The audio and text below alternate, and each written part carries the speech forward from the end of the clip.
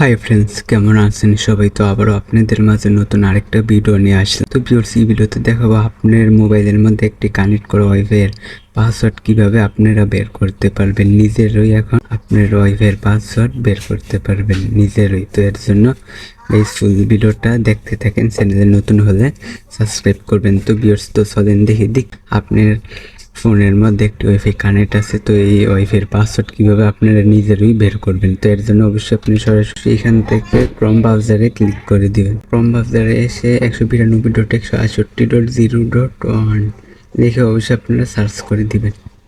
তো ভিউয়ার্স, এরকম টাইপের অপশন দেখাবে। তো আপনারা জাস্ট এখান থেকে এই যে করস আইকন, তো অবশ্যই এটাতে ক্লিক করবেন। তারপর গাইস এখান থেকে পাসওয়ার্ড দেখার জন্য অবশ্যই এখানে 3টা থ্রি ডট আইকন, তো অবশ্যই এটাতে ক্লিক করে তারপর আপনারা জাস্ট এখানে এই যে ওয়ারলেস সেটিংস, তো অবশ্যই এটাতে ক্লিক করবেন।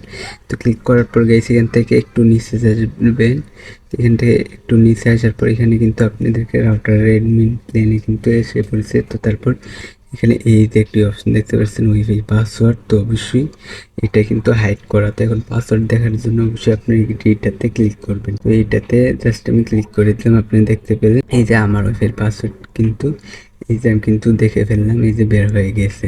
সেভাবে আপনারা ওয়াইফাই পাসওয়ার্ড বের করতে পারবেন। সেইভাবে আপনারা যে কোনো ওয়াইফাই পাসওয়ার্ড বের করতে পারবেন আপনারা নিজেই আপনাদের মোবাইল ফোন দিয়ে কানেক্ট করা ওয়াইফাই।